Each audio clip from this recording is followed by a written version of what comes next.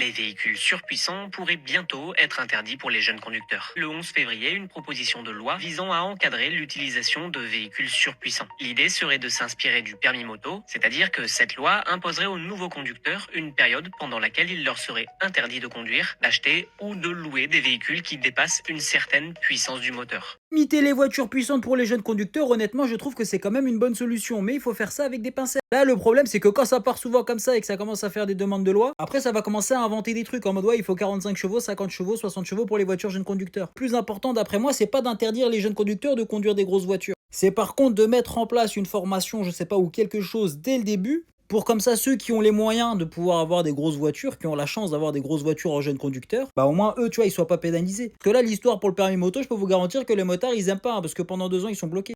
Assurez-moi quand même, vous êtes au courant du glitch pour avoir le code du premier coup. Attends, je vais vous expliquer tout ça. Première astuce, c'est de réviser au bon endroit. Arrête les séries YouTube, les séries cheloues. Ça, c'est nul, oublie. Fais ça plutôt, tu vas pouvoir réviser avec des questions officielles, les mêmes que le jour de l'examen là.